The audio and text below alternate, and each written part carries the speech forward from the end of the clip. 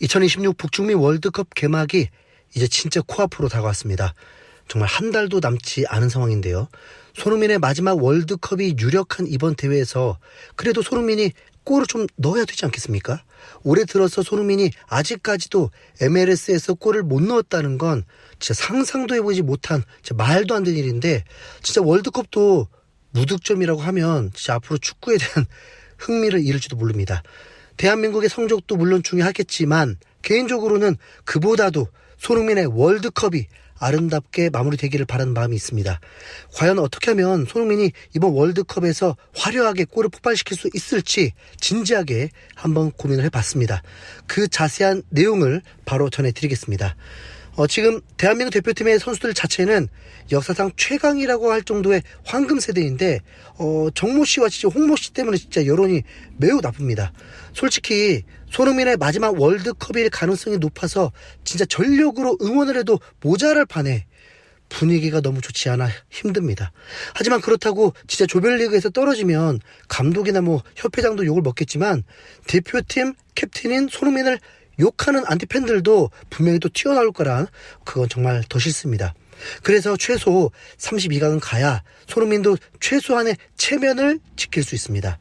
절대 대표팀 감독 협회장 옹호가 아니고 순전히 손흥민을 위한 응원입니다. 네. 참고로 이번 월드컵은 6월 11일에 개막하는데 대한민국의 조별리그 첫 경기는 6월 12일 오전 11시에 있습니다.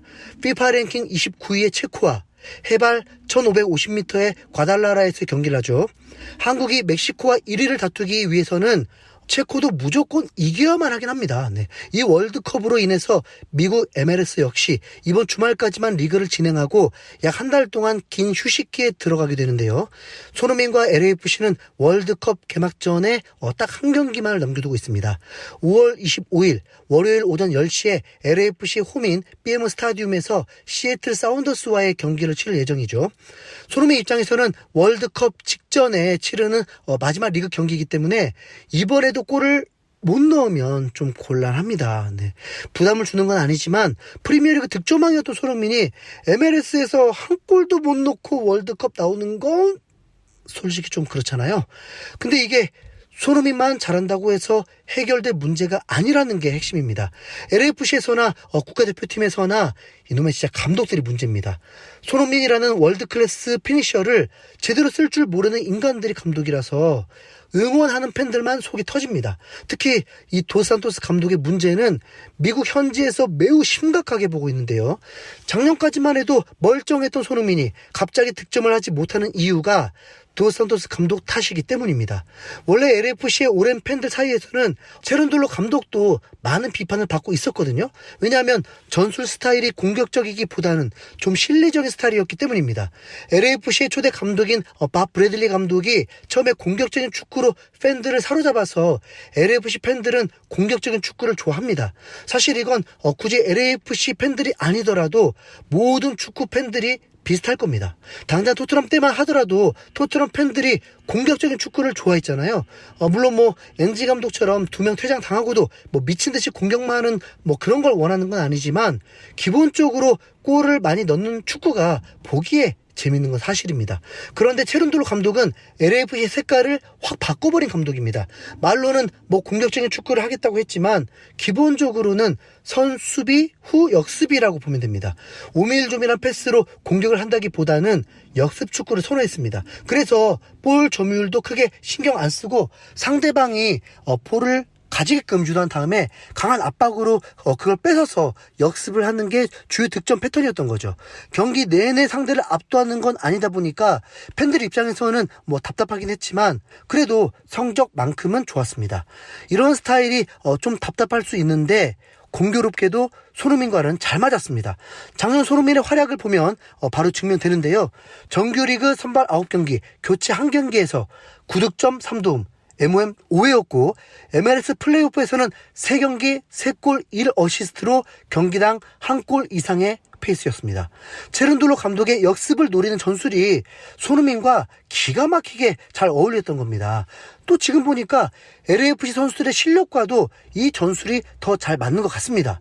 이게 무슨 말이냐면 프리미어리그 선수들보다 LAFC 선수들의 실력이 정말 한참 더 떨어진다는 뜻입니다. 지금 도스산토스 감독은 점유율을 중요시하면서 뭔가 패스로 좀 만들어 보려고 자꾸 시도하거든요. 그런데 이 LAFC 선수들의 수준이 그런 축구를 할 수 있는 수준이 아닙니다. 가장 치명적인 건 판단의 속도입니다. 우리가 흔히 프리미어리그를 표현할 때 세계에서 가장 빠른 리그라는 말을 쓰는데 이건 단순히 선수들의 달리기가 빠르다는 게 아닙니다. 프리미어리그의 모든 팀들이 공수 전환이 빠르고 그에 맞게 선수들의 판단 속도도 빠르다는 거죠. 공을 뺏자마자 역습으로 전환하는 속도, 또 반대로 공을 뺏기자마자 수비로 전환하는 속도, 공을 가지고 있을 때 패스냐 돌파냐 선택하는 속도, 실제 공을 몰고 달리는 속도 등등 프리미어리그는 이 모든 부분에서 다 빠릅니다. 그런데 LAFC 선수들은 그렇지 못하더라고요. 특히 눈에 많이 띄는 게 미드필더 틸만입니다. 틸먼. 네. 나름 캐나다 국가대표고 LAFC 핵심 선수인데 이 선수가 요즘 최악의 구멍입니다. 볼이 틸먼한테만 가면 나오질 않아요. 손흥민이 공을 주고 뛰면 곧바로 앞으로 찔러주는 월패스를 기대하는 건데 틸먼은 공을 받으면 느릿느릿 그제서야 동료들 위치를 파악하고 고민합니다. 그러다 보니까 역습을 시도해도 템포가 끊기고 상대 수비수들은 그 사이에 다 자리를 잡고 손흥민만 답답해지는 겁니다. 도산토스 감독이 무능하다는 게 이겁니다.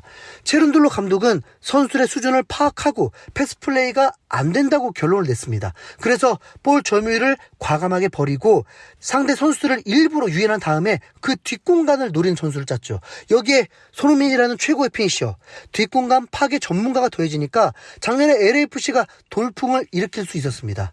맨시티 뒷공간도 파괴하는 손흥민인데 MLS 팀들 뒷공간은 자동문이죠. 네. 이런 축구는 정교함이 필요 없습니다.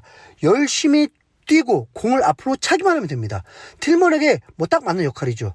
델가도나 초니에르도 마찬가지입니다.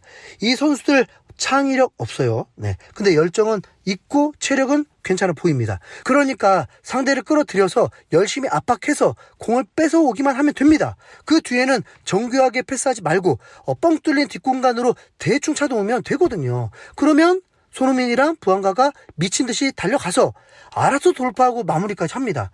이게 체른돌로 감독의 전술이었어요. 네. 그리고 도산토스 감독은 체른돌로 밑에서 4년 동안 수석 코치를 했던 사람입니다. 이 전술에 대해서 가장 잘 알고 있어야겠죠. 다시 말해서 LAFC는 언제라도 체른돌로 시절의 전술을 쓸 수 있다는 겁니다.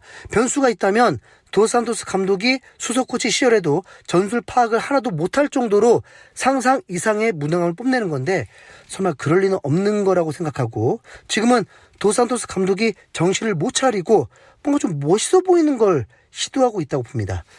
도산토스 감독이 할 일은 어렵지 않아요. 자기 생각을 좀 내려놓고 체른돌로 감독의 밑에서 보고 배운 걸 그대로만 하면 됩니다. 틸먼, 델가도, 초니에르에게 어려운 패스를 시키지 말고 열심히 뛰면서 앞으로 걷어내기만 시켜요. 그냥.